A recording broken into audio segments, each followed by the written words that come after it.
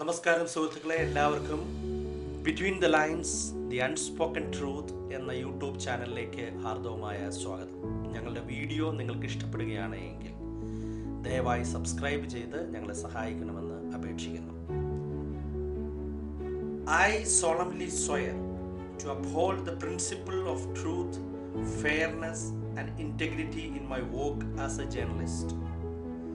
I will seek and report the truth without fear or favor and will verify facts before publications. ജേർണലിസ്റ്റുകൾ അവരുടെ പഠന സമയം കഴിയുമ്പോൾ എടുക്കുന്ന ഓത്താണ്, ജേർണലിസ്റ്റുകളുടെ ഓത്താണ് ഞാൻ വായിച്ചത്.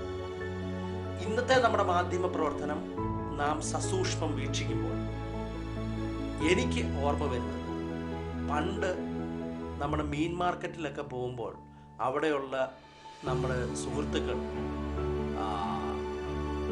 മത്തിയും അയലയും വിൽക്കുന്നതാണ് എനിക്ക് ഓർമ്മ വരുന്നത്. 1 കിലോ 10 എന്നൊരാൾ പറയുമ്പോൾ മറ്റൊരാൾ 1 കിലോ 5 രൂപ, 1 കിലോ 5 രൂപ എന്ന് പറയുന്ന തരത്തിലേക്ക് ജേർണലിസം താഴ്ന്നു.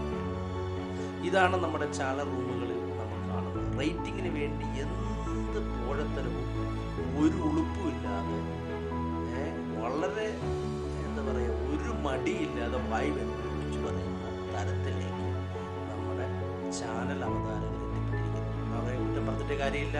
റേറ്റിങ്ങിന് വേണ്ടിയും പണത്തിന് വേണ്ടിയും ബിസിനസ് മാനിപ്പുലേഷന് വേണ്ടിയും എന്തും കാണിക്കും എന്ന തരത്തിലേക്ക് നമ്മുടെ മാധ്യമ പ്രവർത്തനം അതപ്പതിച്ചിരിക്കുന്നു. അതുകൊണ്ട് എന്ത് സംഭവിക്കുന്നു? ഇവർ തന്നെ നമ്മുടെ സമൂഹത്തിൽ വിള്ളലുകൾ ഉണ്ടാക്കാൻ വേണ്ടിയുള്ളതായ വാർത്തകൾ കൊടുക്കുന്നു. എനിക്ക് പറയുവാനുള്ളത്, ഇത്തരം മാധ്യമ പ്രവർത്തനം നടത്തുന്ന മാധ്യമ സ്ഥാപനങ്ങളെ നമ്മൾ ബഹിഷ്കരിക്കുകയാണ് വേണ്ടത്. ഒരു തരത്തിലും ഇത്തരം മാധ്യമ സ്ഥാപനങ്ങളെ അല്ലെങ്കിൽ മാധ്യമങ്ങളെ നമ്മൾ പ്രോത്സാഹിപ്പിക്കുവാൻ പാടുള്ളതല്ല. പ്രോത്സാഹിപ്പിക്കണമോ എന്ന് നാം 2 വട്ടം ചിന്തിക്കേണ്ടിയിരിക്കുന്നു. നമ്മളൊരു ചാനലിൻ്റെ സസൂക്ഷ്മം വീക്ഷിക്കുകയാണെങ്കിൽ ഒരാൾ കോൺഗ്രസിൻ്റെ പക്ഷം പറയുന്നു, ഒരു ആങ്കർ, മറ്റൊരു ആങ്കർ BJP, മറ്റൊരു ആങ്കർ CPM, മറ്റൊരാൾ CPI.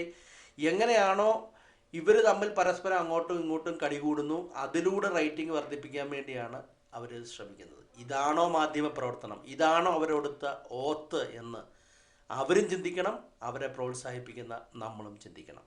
Thank you.